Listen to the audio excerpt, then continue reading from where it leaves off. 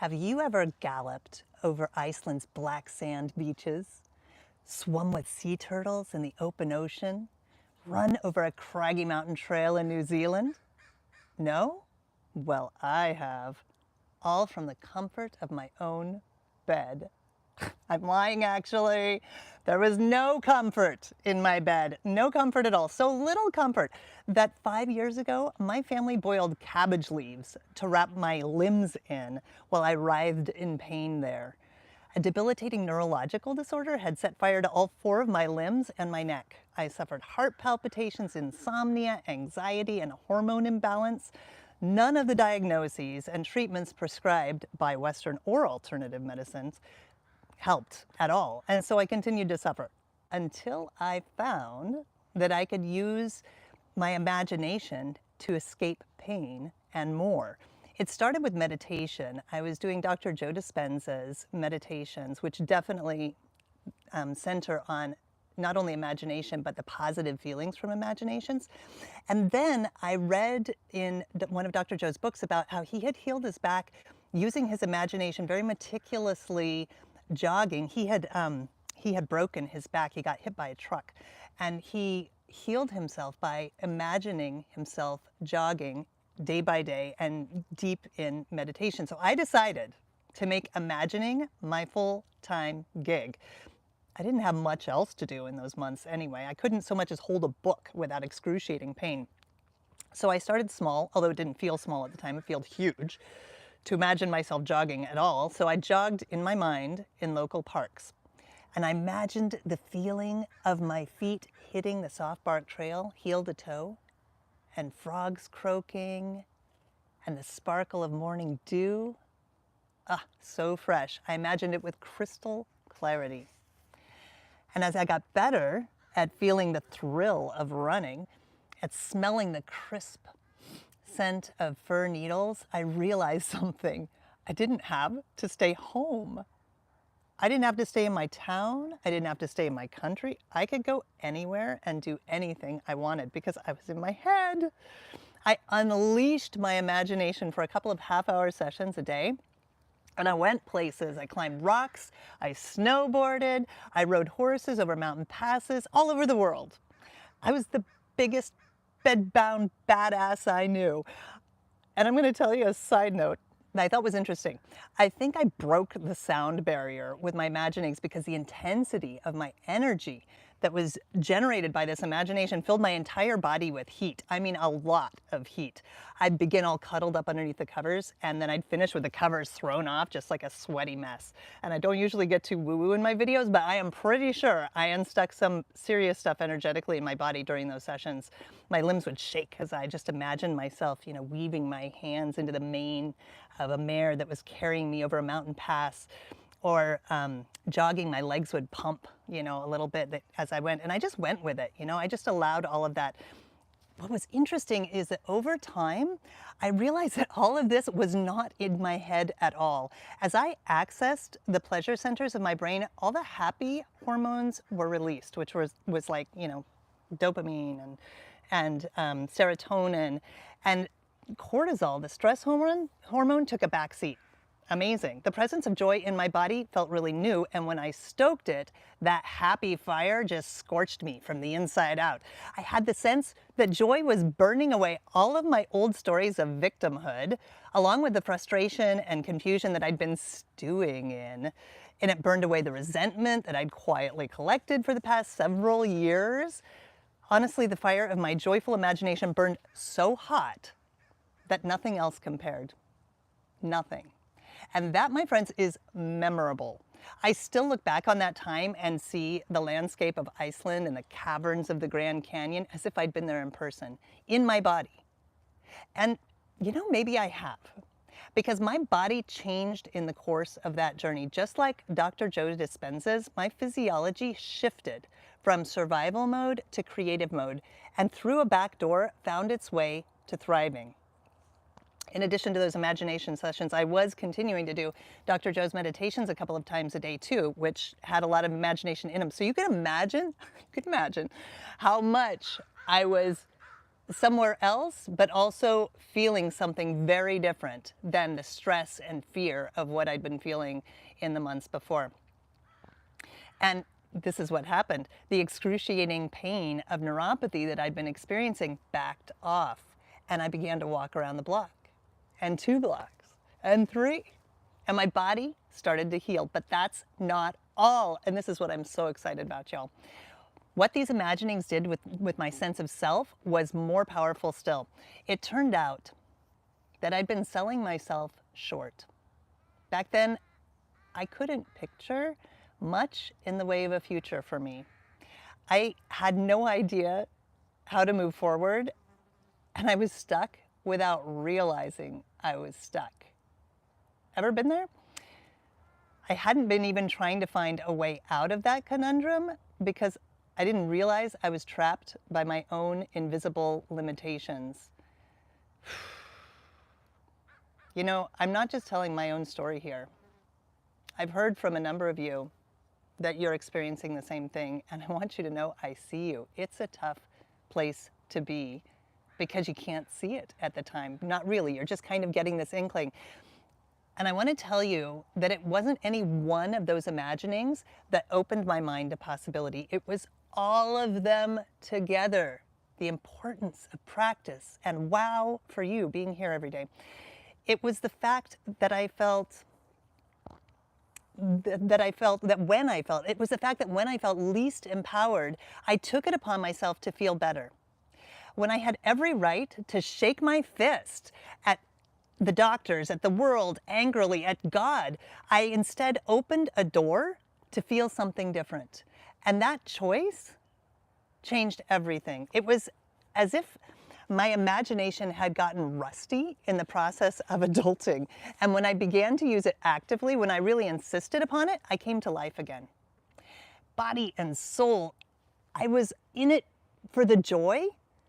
And that seemed really odd, but I was stuck between a rock and a hard place. What else was I going to do? Nothing else was working. Somehow I knew that joy could save my life. And it did.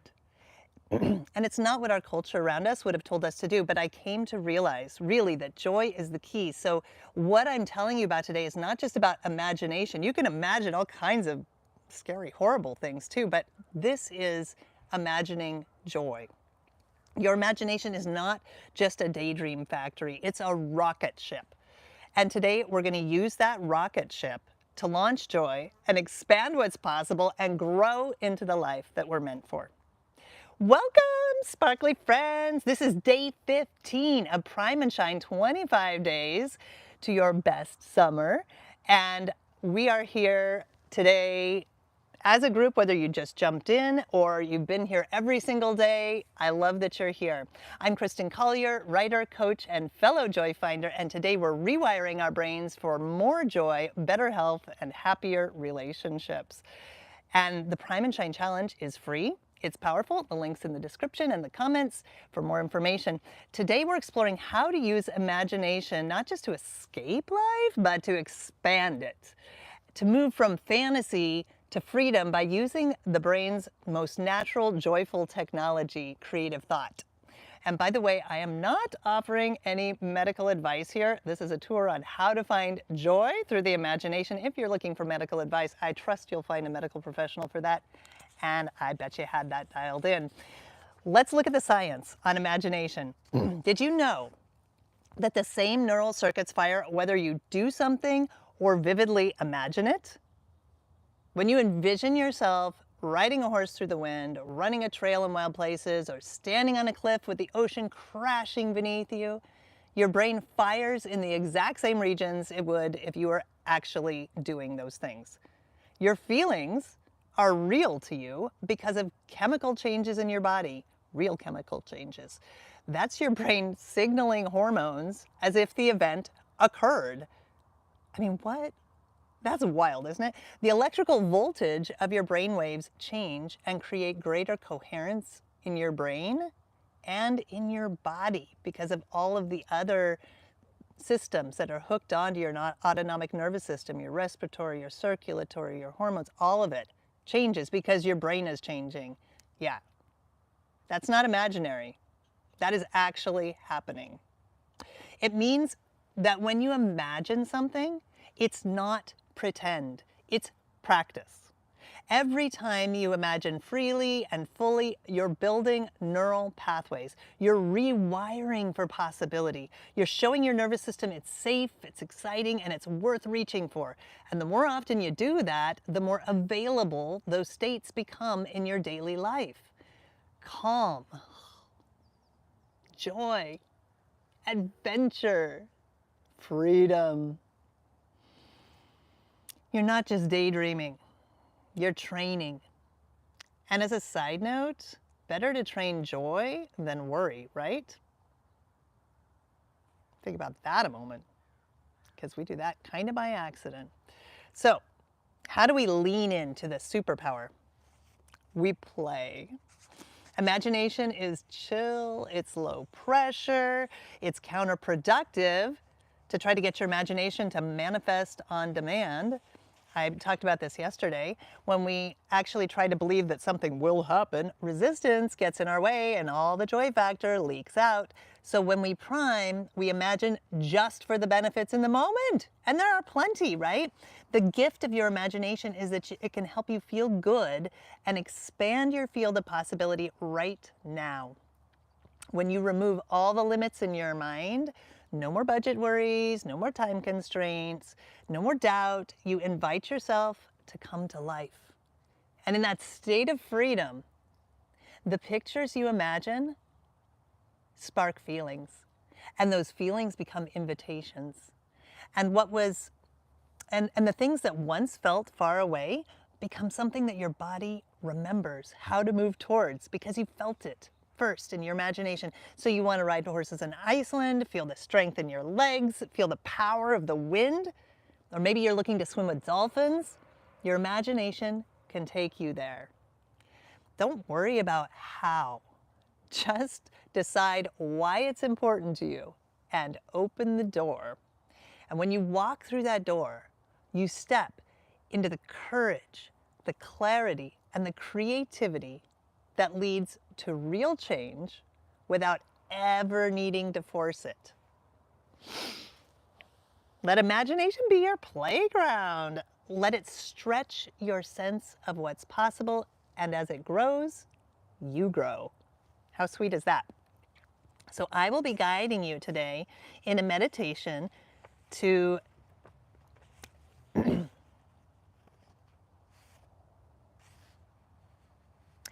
me meditate on that. I'll be guiding you in a meditation to connect with your imagination. And I'll also be asking you to feel into it which needs are met. I'm talking about universal needs, those qualities that are inherently a part of your being.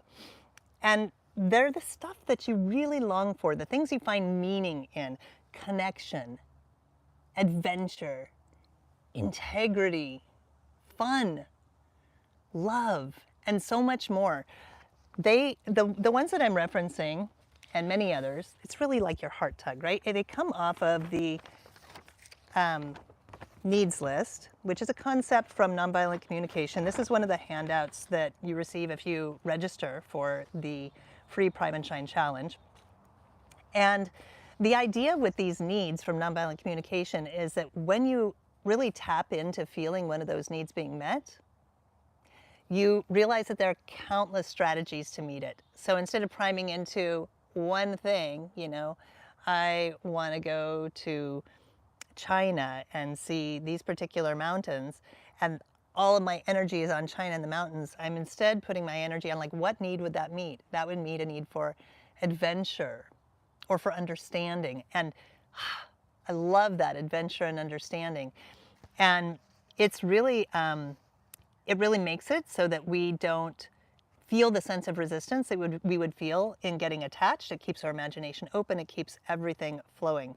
The value of tapping into those needs there is that it helps us stoke our joy with not getting attached. For example, I like to daydream of swinging in a hammock under a palm tree. That's predictable, right? but I do. And I tag the need for relaxation on that. Oh, so so much relaxation looking at my toes in the hammock. But here's what's cool. While I'm waiting in line at the grocery store, it occurs to me, oh, this is a moment I could relax.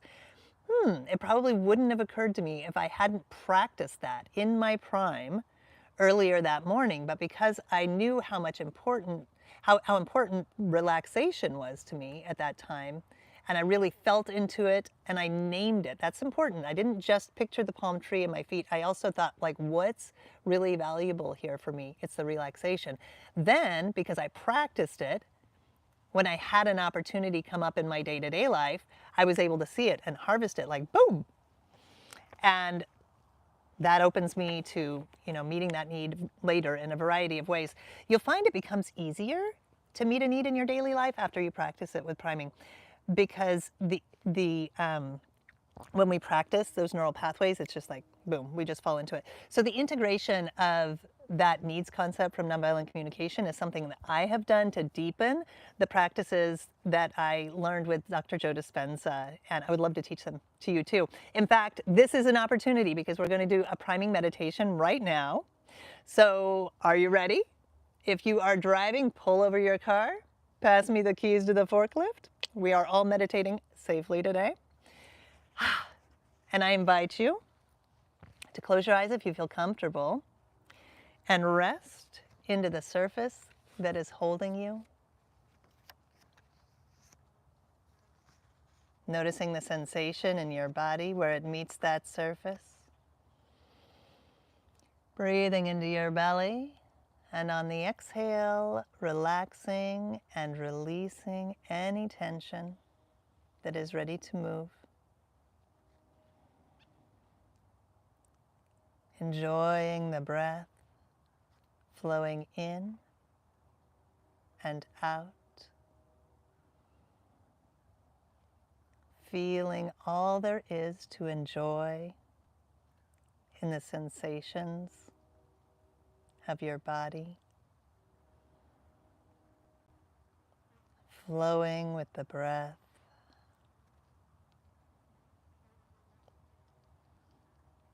And bring to mind something you're grateful for. Allowing that sense of gratitude to expand within you.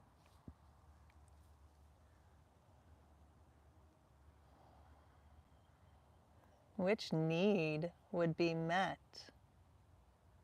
in this gratitude? Is it meaning, companionship, peace? Feel into it and enjoy it.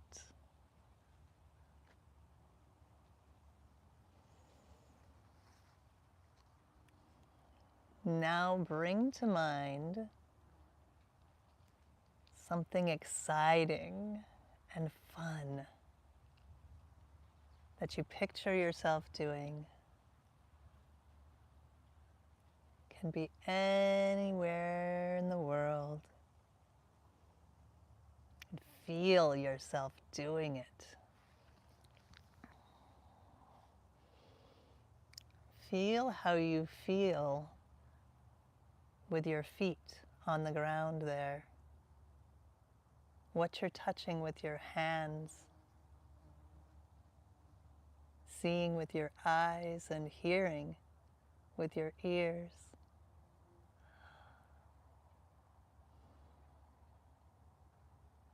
Being in the moment, doing that thing. Wow. So alive in it. Breathe into that.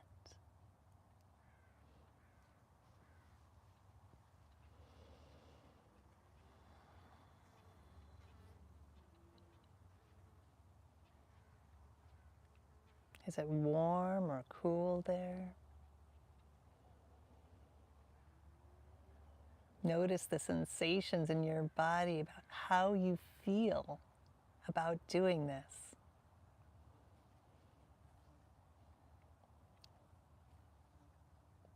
Which needs of yours are met? A need for accomplishment?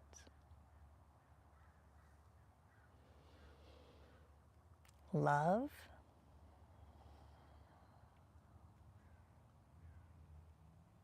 Wonder?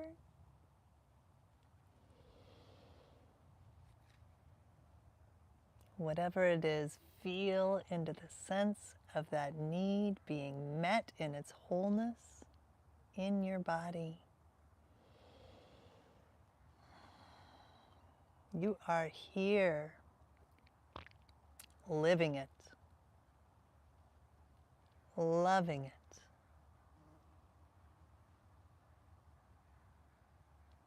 Enjoy these sensations.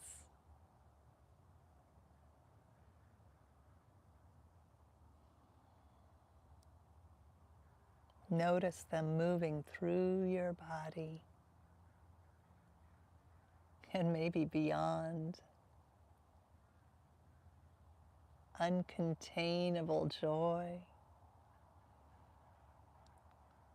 connecting with all of the other joy in the world.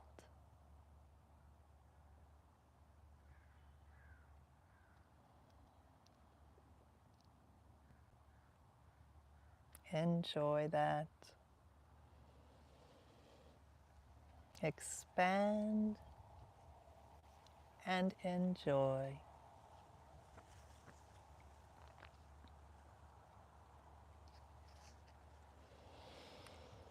And then place your hand on your heart and feel grateful. Grateful that you made time today to meet yourself in your heart of hearts, to hear what was true for you and to live it moment by moment with passion, with focus, with intention. Feel that gratitude to yourself and to this amazing community who is here amplifying your greatest joy, who is here supporting each other across time and space to be joy, to be love.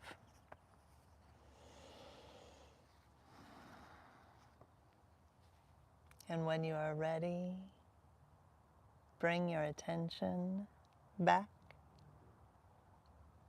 to our circle. So good, right? So good. You made it your own. You're making it your own. Don't let go of it. Hold on to that feel. Take it with you through the day. In the coming days, we are going to talk more about how to really draw that energy that you create in your priming meditation along with you into your day. And even along with you beyond the 25-day mark, because you know you've started something big, right? This is something to keep the momentum on, you know, to carry on your own and in community. So today's invitation is this: let your imagination fly. Don't try to use it to get somewhere, use it to feel something now. Remove the obstacles and then go. Take the lid off your dreams. Dream playful, big, and specific, but without attachment. And the more you allow your imagination to play, the more you wake up the part of your brain that knows joy, that knows possibility, and knows freedom. You'll wake up the part of your brain where confidence and wonder are the boss, and you will feel more like yourself than ever. Your imagination is your superpower. And don't forget, It is not too late to join us for the Prime and Shine experience. The link's in the description and the comments. It's awesome. Did you notice? It's fun. We've got downloadable practices, a live Zoom session, and an incredible group of people lighting up together. Come shine with us and check out the comments in past videos for the stuff people are doing with this. That's only part of them, a small part. I'm getting a lot of emails too about how people are changing their world. I love it. Thank you. Keep them coming. That is an inspiration and information on how we are changing. If this episode sparks something in you, drop a comment below. Let me know where your imagination took you today and share this with a friend who is ready to ride their own wild horse of imagination and possibility. And don't forget, I am doing a drawing at the end for a free private coaching session or a free recorded Core Joy series for people who have left those comments or emailed me directly. So you get an entry for everyone. The world is ready for you, my friend, and you are primed to go. I'll see you tomorrow, brave dreamer. Look forward to it.